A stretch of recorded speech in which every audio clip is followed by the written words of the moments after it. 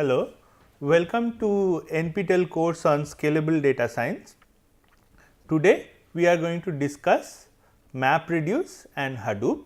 I am Sourangshu Bhattacharya, Department of Computer Science and Engineering, IIT Kharagpur. So, in this lecture we will cover the idea of big data, what is big data, what are the issues with big data, then we will discuss what is Hadoop, and we will also discuss what is MapReduce, and then we will see an example MapReduce program and how it functions. So, consider this example of Google. Okay. So, Google has roughly 20 billion web pages to index. Let us say it might be more, but let us assume that it has 20 billion web pages to index. Each web page is of 20 kilobyte size. So, it has to index more than 400 terabytes of data. Okay. Now, consider this one computer. If you have one hard disk in a computer, it reads at the rate of 30 to 35 megabytes per second. So, this means that in order to index 20 billion web pages on one computer, you would take roughly 4 months. Okay. In 4 months, many of the web pages would have changed. So, you again have to re-index them. So, this solution is not feasible. Okay. So, what do you do? So, what Google does is it uses many hard drives on many computers to store the data. Okay. But it takes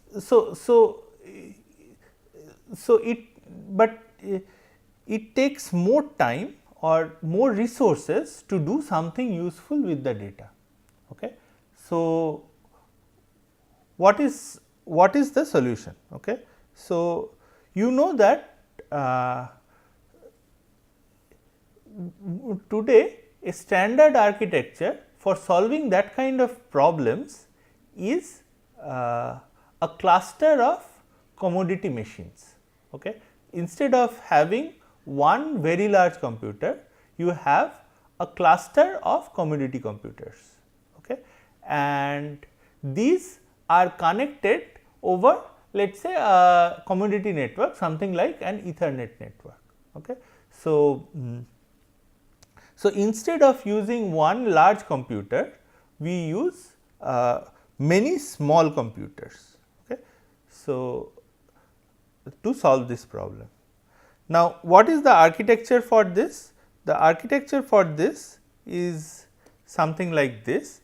You have typically 1 Gbps switches. So, you have racks where rack servers are kept.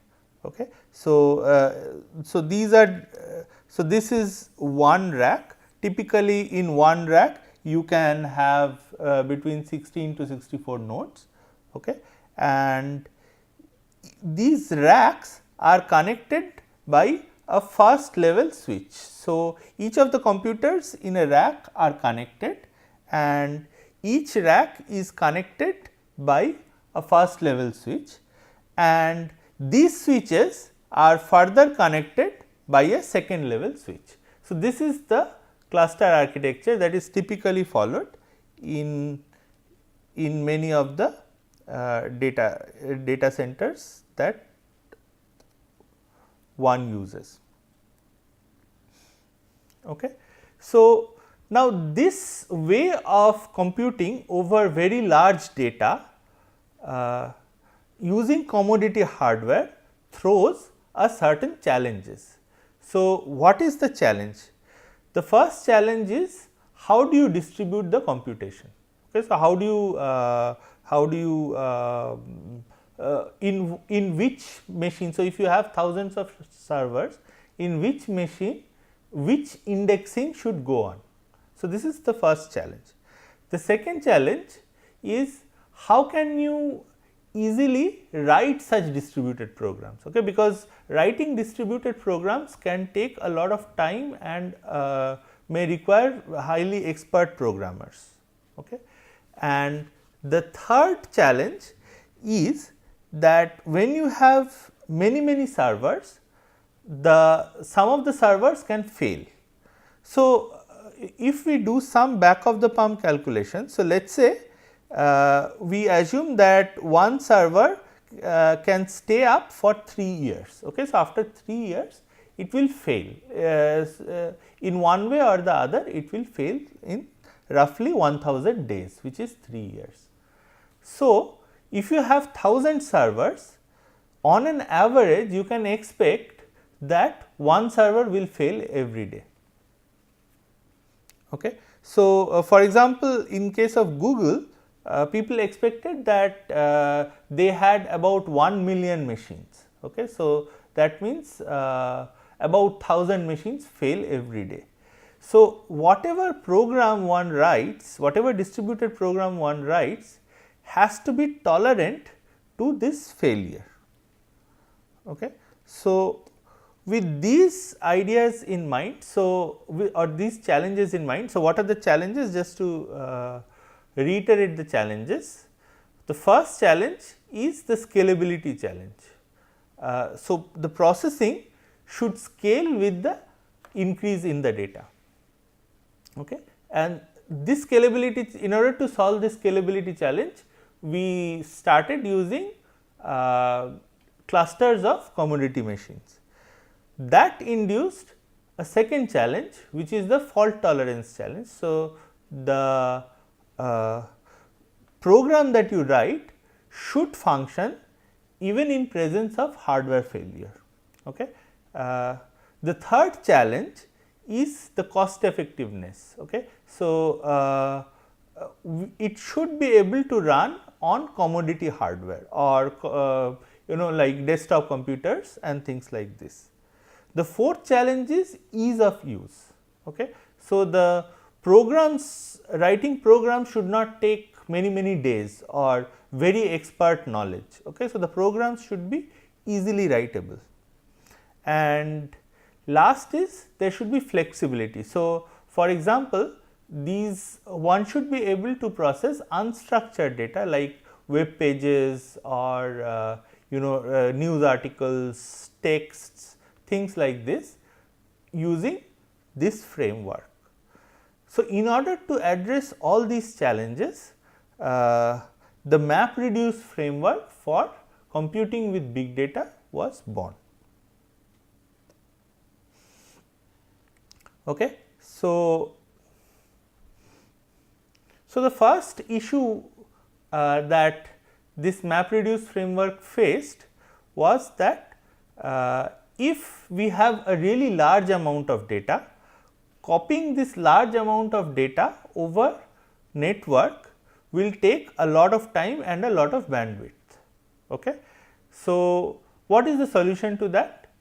The solution is, instead of copying the data over the network, you bring the computation close to the data, which is on whichever machine the data, a particular portion of the data is stored, you could do the computation for that particular portion of the data on that machine.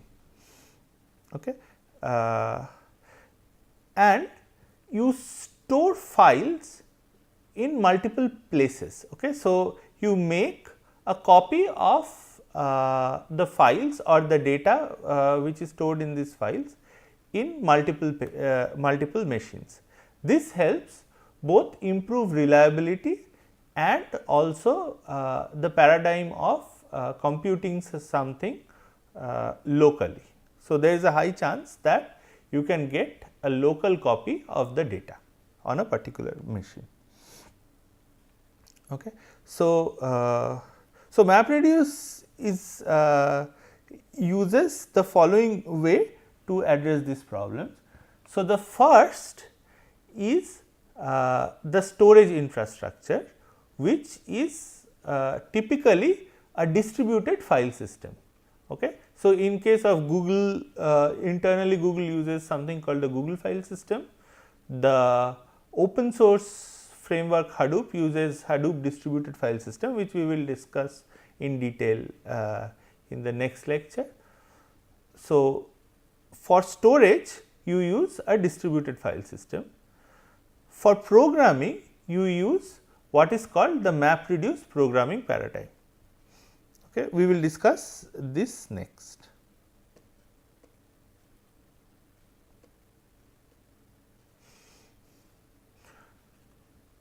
Okay. So, the second problem is, what if nodes fail? Okay. So, if nodes fail, the data stored on these nodes may be lost. Okay. Or so, the challenge is how to store the data persistently even though certain nodes fail.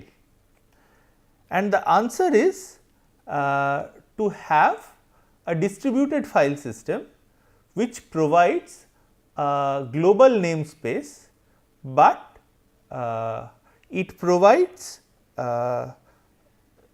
ability to copy. So, it stores data redundantly in multiple machines, and it provides ability to copy this data from one machine to another seamlessly. Okay. Additionally, so the typical usage pattern for this kind of a distributed file system is that you have huge files. Okay. So, and data is rarely updated, but data is very frequently read and very frequently appended, or new data, new records of data are added very frequently.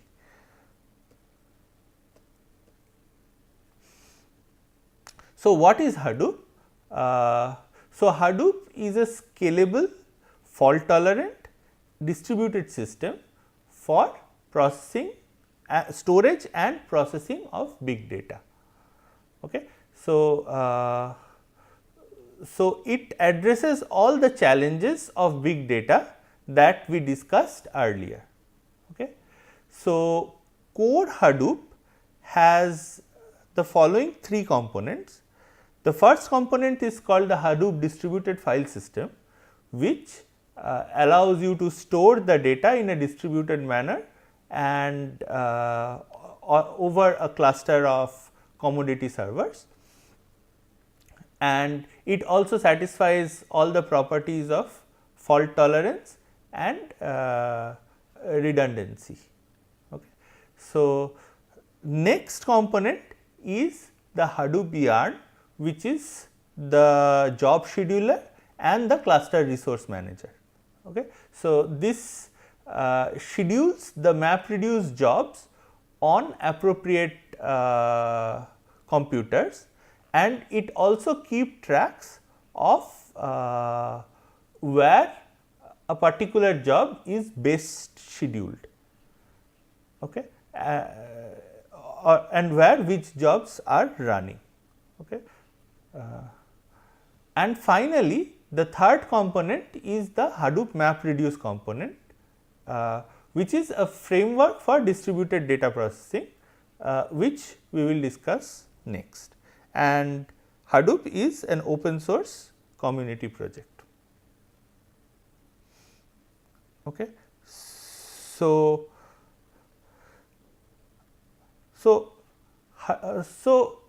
next is what is MapReduce. So, MapReduce is a programming paradigm. Okay. It is a programming paradigm which is used for distributing a task across multiple servers. It was proposed by Dean and Ghemawat in 2004. So, it consists of two developer created phases, the map and the reduce. In between the map and the reduce phase, there is a shuffle and a sort phase.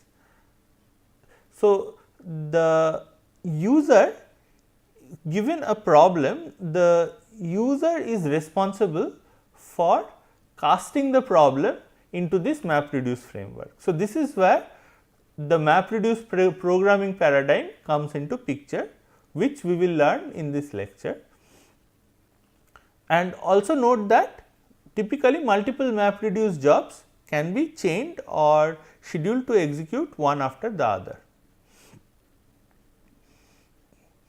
So, let us consider a huge text document. So, in order to describe the MapReduce programming model, let us consider a huge text document, and your task is to count the number of times each distinct word appears in the file.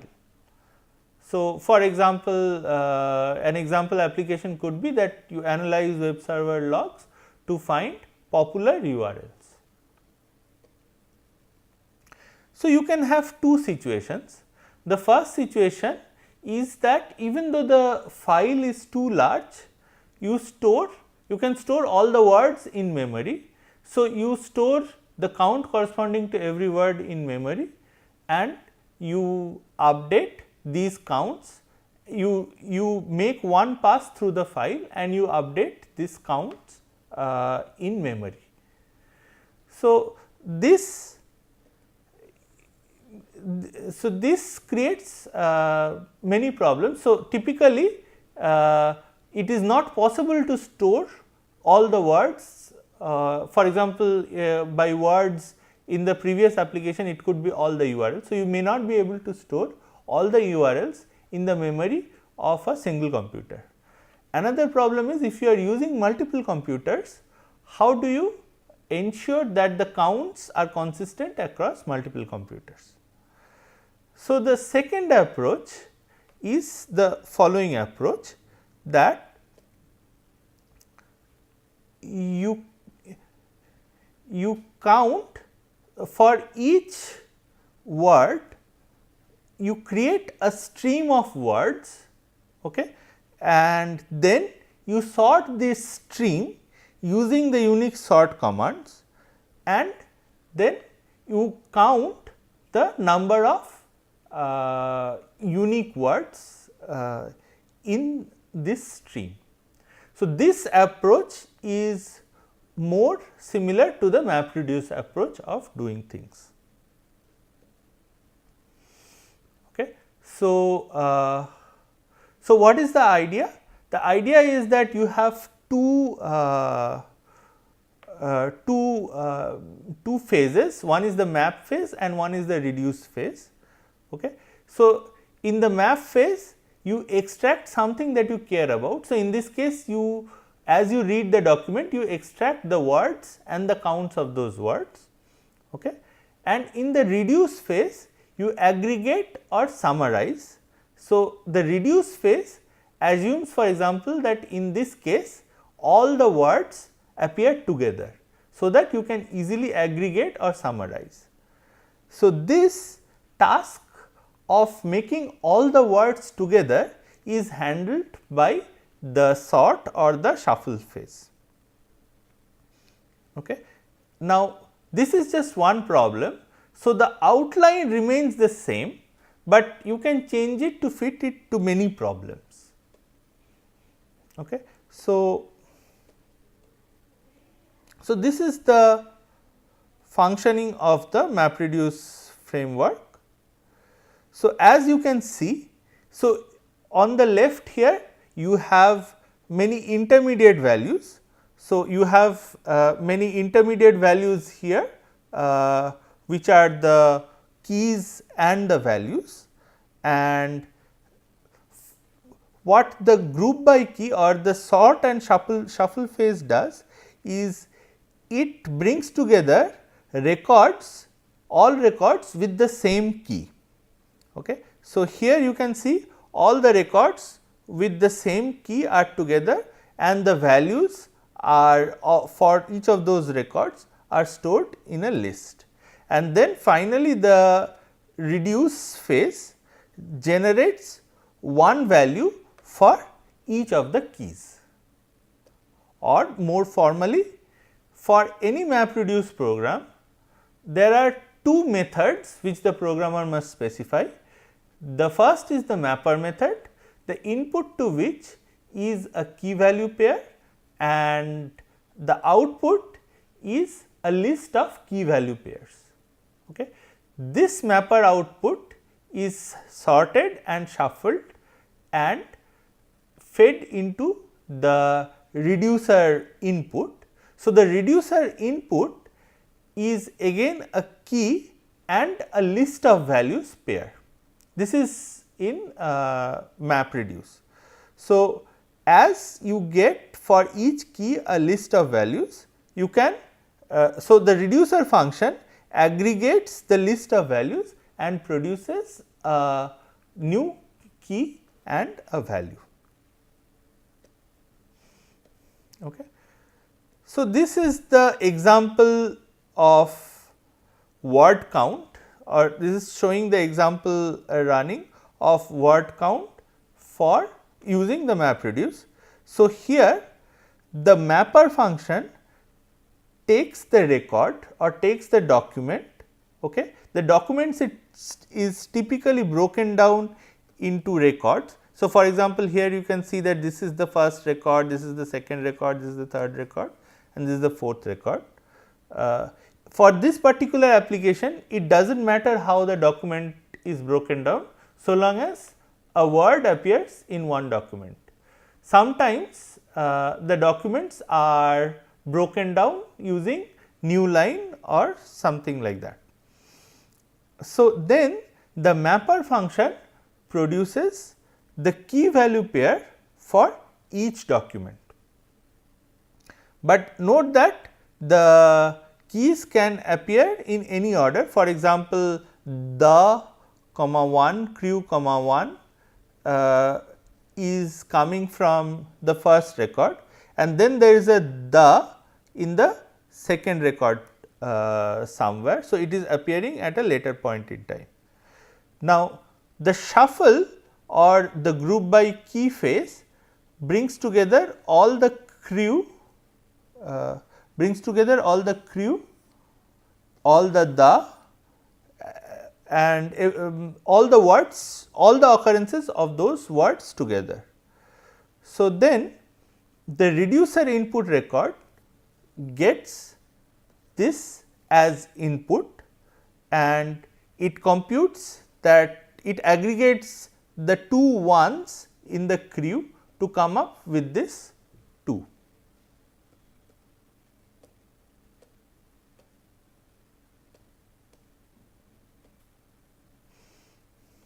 Okay. So, this is the MapReduce program. So, once you get the document, the mapper record is emit w comma 1 and for each word in the current value which contains the actual text for the mapper record and the key is simply ignored. Key is something like a document name. For the reducer record, the key is a word which is very important and the value is the count over the value is a list of counts of this particular word. And in this case, all you have to do is iterate over all the values which come with this particular key and you just have to add them to the result and then you emit the sum. So, this is your word count program in MapReduce. Okay. So, just to summarize, the user writes the mapper and the reducer method. The input is typically input to a mapper is typically unstructured record. For example, a row of a DBMS table or a line of text file, etc. Output is a set of records of form key value pair, where both key and value can be anything. So, for example, in case of word count, the the output record was word comma count.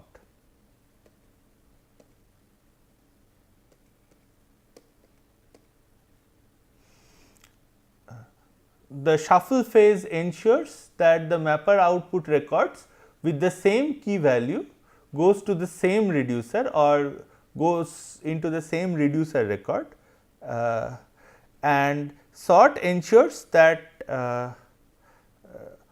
the records which with the same key arrive together. In the reducer, again the reducer is a user defined function which processes the mapper output records which are output by the mapper. Okay. So, the input is of the form key comma list of values, and all records having the same key arrive together, and then output contains the key and the aggregated value of each record. So, this is the parallel picture of MapReduce. As you can see, since there are many servers, so many mapper programs will be executing at the same time, and each will generate many records with different keys.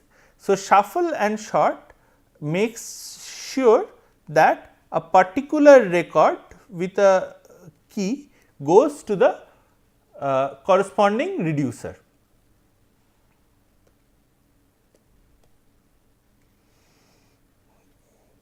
And this is the word count example for another case. Another example application is where, let us say you have a huge file with maximum and minimum temperature for every weather station and every date as record. So, your input records are of the form, so your input records here are of the form temperature and date and maybe other attributes such as weather station, etc. Okay. And your task is to find the maximum and the minimum temperature for the last century. So, what should the mapper task be? So, the mapper task should take this record as the input and output the year and the temperature for the particular year as the mapper output. So, the mapper input record is the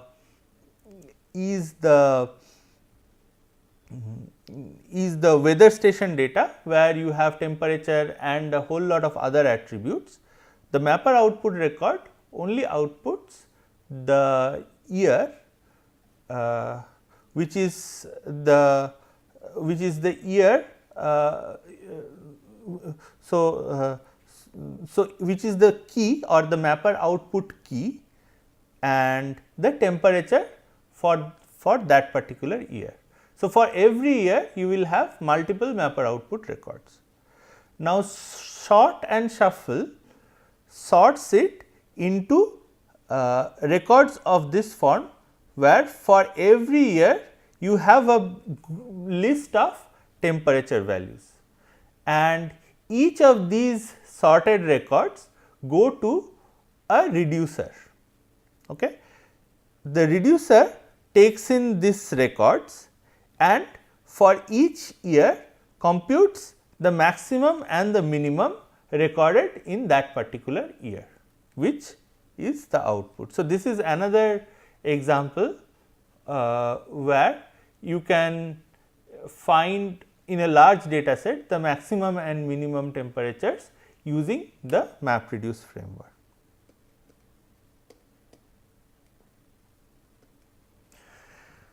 So, in a nutshell, what does Hadoop MapReduce provide? Okay.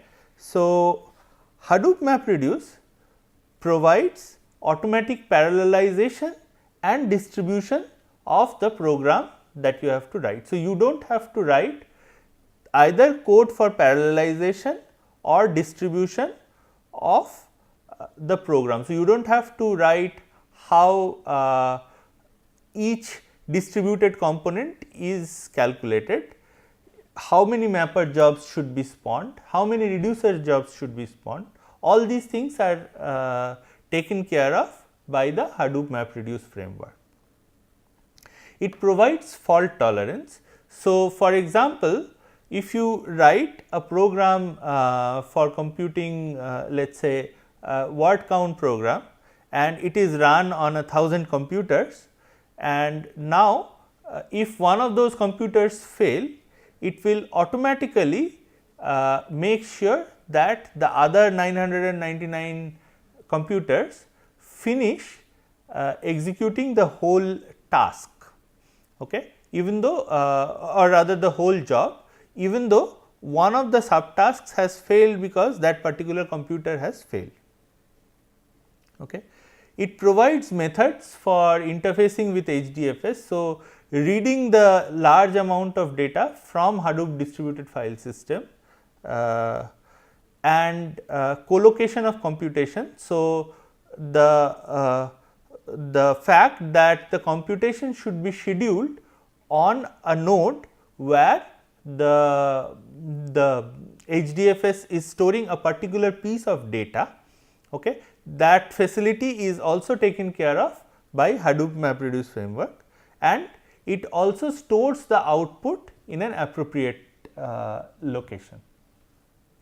Additionally, it provides status monitoring, status and monitoring tools. So, if a number of jobs are submitted to a Hadoop MapReduce cluster, it provides tools to see what is the status of a particular job, how many mapper tasks are running, how many reducer tasks are running, and what is the status of each mapper task and reducer task.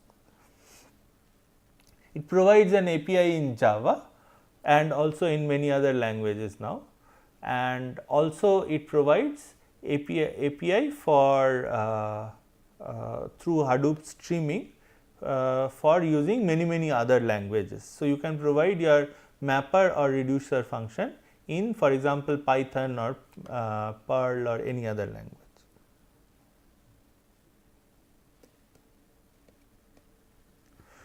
So, part of this lecture was from this book which is also available online on mining of massive data sets, and another very nice reference is Hadoop, the definitive guide. Thank you.